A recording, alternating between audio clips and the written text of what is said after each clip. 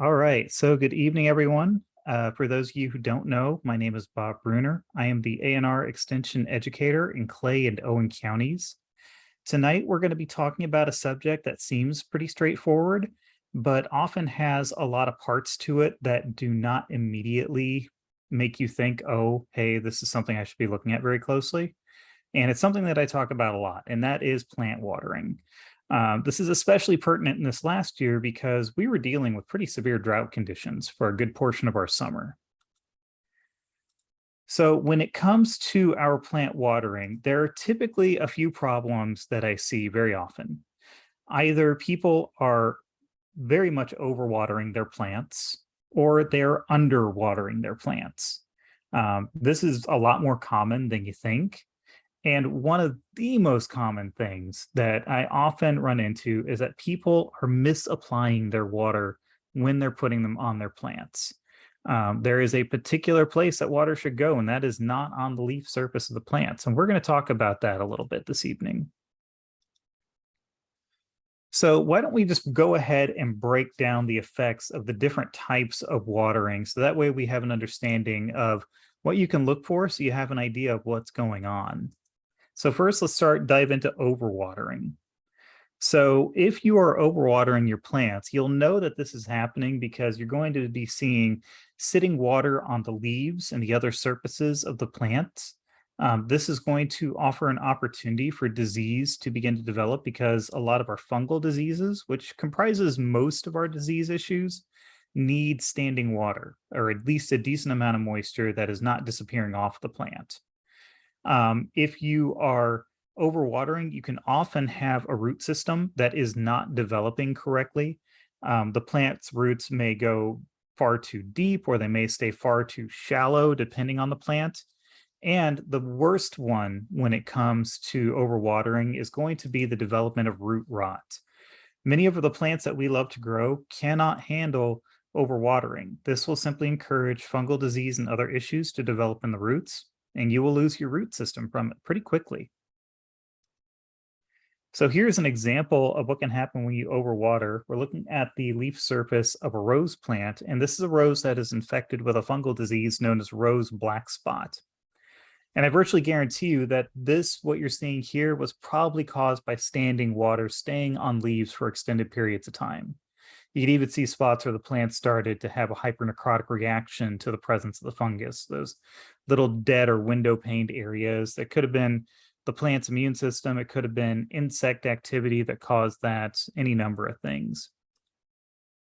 So this is caused by a fungal disease, a fungal pathogen called Diplocarpon rosae.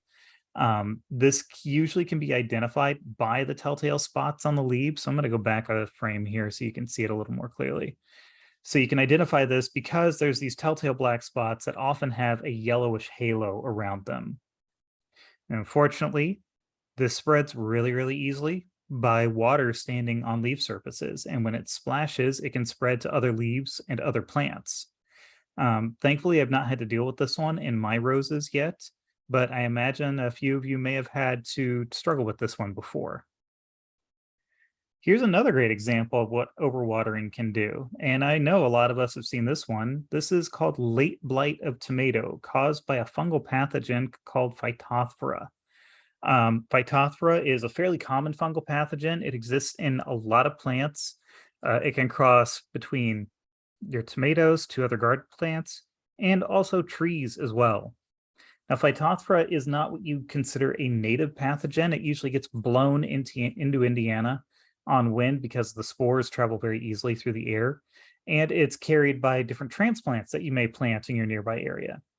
The trouble with Phytophthora is that it thrives in wet conditions that are particularly cool. So your later tomatoes, that's why it's called late blight, when temperatures begin to cool and the tomatoes have a little bit more standing moisture on them, this is where a problem can develop. It's also a problem that can develop if you're overwatering, especially if you're misapplying that water as well. So it's not a disease. I wanted to talk about this pest. It's called a fungus gnat. Now, fungus gnats, you won't really see too much outdoors, but you will see it very commonly indoors. And usually I see it most often when, say, someone has like a succulent plant and they're overwatering the soil. And what'll happen is these little tiny gnats will always buzz up from the plant itself if it gets disturbed. Those are fungus gnats. What they do is they lay their eggs in that moist soil, and their larvae will consume the organic matter there, including portions of the root system of the plant itself. Fungus gnats can be really annoying because you don't know how to manage them. They'll appear and you'll keep trying to treat them and treat them and treat them, and nothing will happen. I'm going to save you a massive headache right now. Fungus gnats do really well in consistently moist soil conditions, which means if you back off your watering, the fungus gnats will go away. And I cannot tell you the number of times I've seen this work. So if you have fungus gnats, ease off the water. So why don't we talk a little bit also about the dangers of underwatering a plant? This is one that a lot of folks don't usually consider because usually when we talk about underwatering, we're talking about droughts, which a lot of us already saw this summer. Now, a lot of the conditions of underwatering are also going to match those of overwatering. So if you are overwatering a plant, you're going to see leaf loss, browning leaves, tissues will begin to soften or wilt, any number of things there. Well, underwatering will also have the same signs. However, underwatering will not have yellowing leaves as a part of their symptoms. When you overwater, that means you're giving the plant more ability to transport nutrients and other things, and it's also diffusing across their tissues, which means the plants will almost get scorched in a way, but not quite. If plants are not getting enough water, though, what'll happen is you'll just see the leaves brown from the bottom up. Imagine what you saw this summer on some of your ornamentals or other things. The leaves on the lower portions of the plant died until the topmost leaves survived. And if the plant survived the drought, they kind of look a little bit funny right now. One of my knockouts looks like that. The biggest thing that you should consider is using your soil as a guide, having your soil tell you what needs to happen with water. So when we talk about our soil conditions, what we're talking about here is if you are watering too much, your soil is going to be moist beyond 1 inch of depth in. So if you can push your finger in past the first 2 knuckles and still it's wet down there, then there's too much water. Now, potted plants, this one's a little bit easier to see. You're going to have standing water in the plant. So you need to monitor and check also any of the drainage bowls you have underneath your potted plants as well. If you have standing water in your drainage, you don't need to water again. The plant will do the uptake. The soil will reabsorb that water. Now, if there is a lack of water there, this is kind of common sense, but what you'll see is there's going to be no noticeable soil moisture, and the soil surface is going to begin to crack. There'll also be a loss of weight because that moisture is now out of the soil, so there's less weight to it. It'll get to the point where the soils will begin to shrivel up around the root system of the plant, and it'll hug to it very, very tightly. And you can literally pull the plant and its soil and root ball right out of the pot with virtually no effort. That is for a potted plant, obviously. Now, if you are outdoors, there are lots of symptoms. I described these in another program, but I can go over them again. Like I said, you're going to see the plants begin to die from the bottom up. You'll see leaf loss until the topmost layer of leaves will remain. You'll see soil cracking. You'll also see possibly like a crust form over the soil as the last remaining bit of sediment begins to dry out and form this kind of thick layer on this very surface of the soil. And you can just observe the nearby plants around it. If you notice plants around are dying and the soil is very hard and very dry, that's going to be pretty obvious. So now that I brought you so much bad news, where do we want to get started to try to fix these problems or avoid them in the future? Well, there are a few starting rules that you can rely on. One thing, and you've undoubtedly heard me say this before, if you've ever been to one of my programs, most plants only require 1 to 1.5 inches of water per week, and often nature will take care of that for you. So that means that that's not a whole lot of water, is it? Your tomatoes in particular only need about 1 inch of water a week, and I was actually talking about that at a program I did last week. But we want to also make sure we supplement properly because a lot of our plants are not intended to be grown in our hardiness zone or in our environment. So that means a lot of our plants are going to be very, very sensitive to their watering. So for example, when we were at the worst portions of our drought during July, I had to explain to people that if you have soft tissue plants growing like cabbage and lettuce and other things, and they're dying due to the drought, you essentially are going to be doing triage because most of those simply won't survive. You can't give them enough water. You can't ease back the heat enough for them to be able to live through that environment. However, a lot of our more native plants or plants that we've particularly adapted, they will be able to handle it. They just may need some supplementation if it's particularly drought-like outside. Now, if it is necessary, when you do want to add water, it's best to do a deep watering, but you only want to do it once a week. Any more than that, and the plant won't be able to do all of the uptake for it, and it's just going to sit in your soil, and you don't want that. Now, this will not apply to our younger plants or plants that have recently been set. They are still going to need water pretty much every other day because either A, they are growing and developing a root system, or B, they were recently shocked because you transplanted them and are setting them up, and the root system has probably had some level of die-off, and now you need to make sure that the plant has enough water and the root system can continue to develop in those conditions. The next thing that I would look at is let's take a look at our watering technique. This is not one that we think about very often, and it's one of the more important things that you should be considering. This picture really does say, picture is worth 1,000 words, and this one definitely has that. It is telling me the number of ways they're doing this wrong. What's happening here is that this person is watering out of one of those cute little watering cans, and unfortunately, all of that water is now hitting the surface of the leaves. And it's going to stick to those surfaces very, very easily, depending on the plant type. So what's going to happen is as that water sticks to the leaves, it's going to create an opening for pathogens to be able to get in on the leaf surface. So sprinkling water over leaves is going to basically create that perfect storm where the plant is now too moist and there are pathogens floating through the air that are going to take advantage of it. What you want to do is you want to water directly at the soil and the base of the plant. You can even use the mulch surrounding the plant to form a neat little cone that you can water directly into. You don't want water on any other portions of the plants. The roots are designed to do water uptake.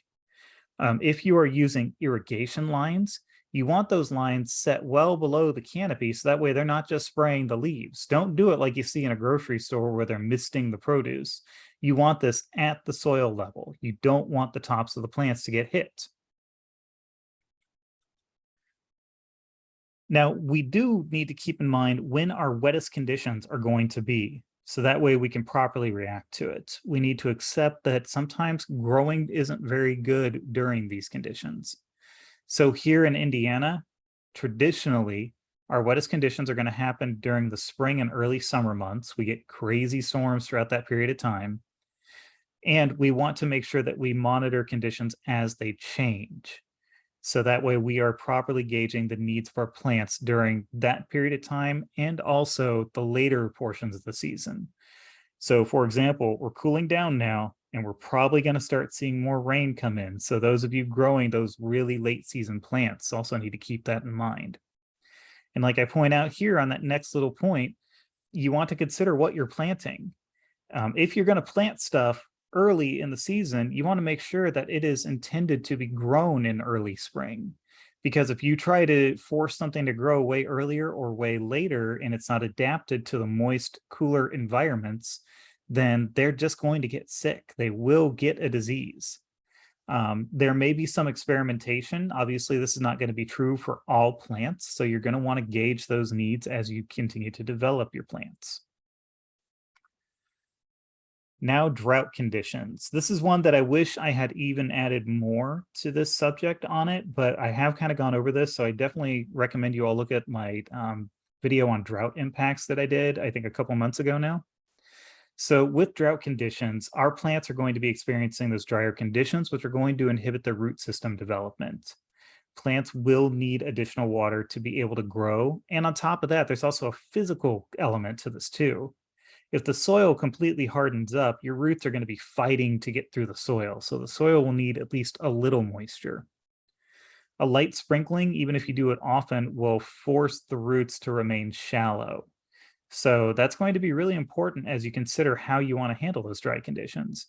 If you're only doing light sprinklings once every other day or every few days, you're still making those roots remain shallow, which means that the growth will be limited and the structural stability will also be limited. The plants could fall over very easily during storms and windier times. And if you want an idea, well, right now I'm sitting by my window and I can see the wind just pushing all the plants right outside my window. So that'll give you an idea when that's going to really make an impact. You want to maintain your deep watering practice and continue to monitor your plants. If it is in drought conditions, you really do want to play triage with it. Put your energy into those plants that are going to survive. Those that are in rougher condition, I mean, you're just going to have to make the hard choice with them most likely. Now, as we do all of our watering habits, we also want to consider what things are going to look like as we approach the winter season. So this means that we want to consider applying winter mulch, so that way we can keep soil moisture during the cold season, and mulch will prevent it from freezing as quickly. Younger plants or recent transplants can be heaved out of the soil as the ground freezes. So that means they can just get ejected right out of where you put them and then thaw. The soil will freeze and then thaw, which will begin to push those plants out because they don't have those root systems in them yet. So you need to consider, is this the best time to put a younger plant in the soil, unless it's intended for that period of time? Now let's talk about a few good choices of mulch here, and I'm going to be talking more in general terms.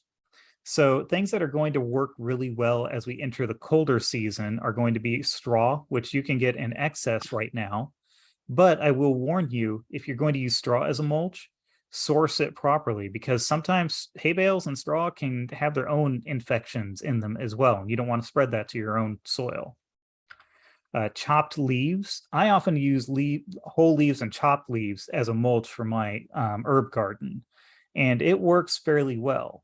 The hard part is that you kind of have to just move it out as the season turns over, so that way that same mulch doesn't cause any other problems, but it does help add organic material. But as those leaves begin to decay, all those tannins will enter your soil and it can cause other issues. So just keep that in mind. One that I have not tried is tree bark. I don't know how well this one works. This was a recommendation I saw being put by another extension specialist. This one would be essentially just like chipped wood. You just want to make sure that nothing has been treated before you apply it as a mulch. So the choice of plant matters. And what I'm showing you here are some of my poor choices. This is not this summer. This is from last summer. This is my very unfortunate attempt at growing Roma tomatoes during fair season when I wasn't able to pay attention to them. And then the drier conditions hit in July. If you know anything about what we do as extension educators during fair season, we don't get a whole lot of time to pay attention to our gardens. So what you are seeing here are Roma tomatoes that are currently experiencing a lack of watering. Now, the most important step when we water is we want to understand the environment we're in. The location I'm showing you here is a pre-made piece of landscaping that my partner put together using some old soil and bricks, and then she tried to make sure that it reached properly past anything deep into the soil to give the plants a chance to get good root systems in. She also put mulch over it, but unfortunately we weren't paying enough attention to it and didn't put enough mulch down. So we got a lot of weeds in it too. Something you want to think about is the kind of soil you have. Are you in northern or southern Indiana, and how close are you to your hardiness zone margin? So where I'm sitting right now, depending on which map you look at, I'm really close to a margin with zone 6, though this may not necessarily be entirely accurate depending on the map. The soils that I deal with on my property are a mix of loam and sand, which can lead to a real challenge in keeping moisture in when I'm growing plants that do not need well-drained soil. And of course, I'm right in kind of southish, centralish, western Indiana. So it is a little bit warmer compared to northern Indiana, and our summer season is just a touch longer. Now, this being said, the reason I bring this up is not every plant is going to grow the same throughout our state. Even though we are not a very big state, we don't cover a whole lot of area, but the differences are very noticeable if you travel, say, from somewhere like LaPorte County all the way down to Knox County. You're going to have a much different kind of environment between the two.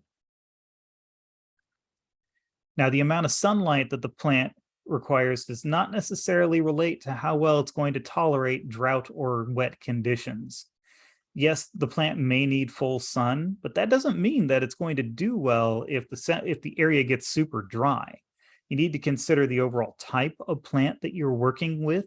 You want to know that plant's biology, so that way you can have a good understanding of how it's going to be impacted. So for example, tomatoes, full sun plants, they love the sun, they're going to eat it all up. However, tomatoes also like well-drained soil. So that would tell you, well, they should be able to tolerate some drier conditions, right? Except these are some drought-stressed tomatoes. So they did not tolerate drier conditions.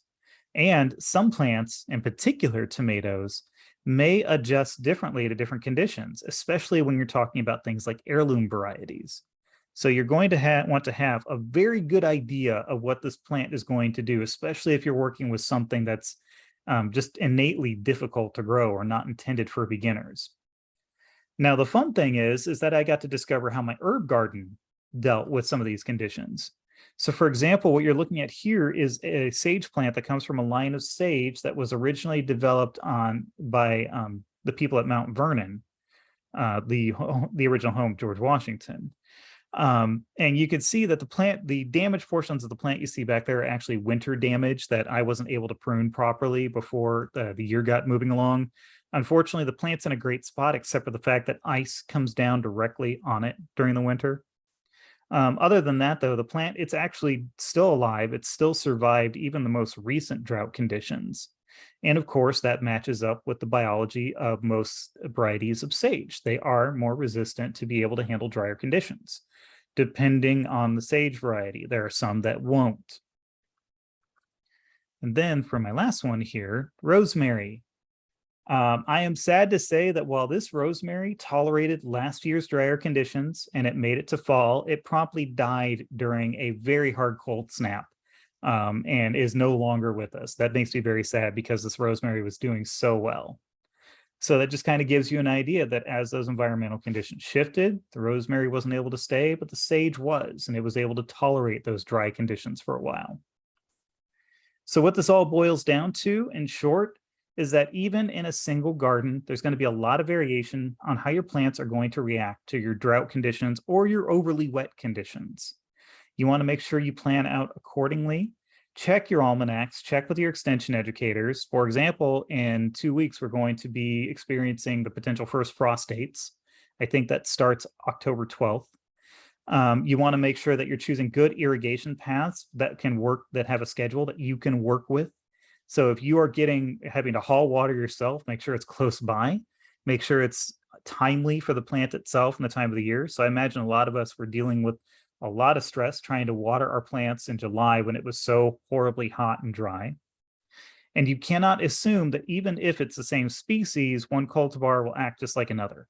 We need to know our plants to make sure we know how they're going to react to everything. All right, that is all I have for all of you this evening. I wanted to make this one a short one. So what I'm going to say is you can feel free to reach out to me. You all have my contact information. I will make sure to put it on this video when I put it up online. And with that, I'm just going to say goodnight to everybody who is watching the recording of this.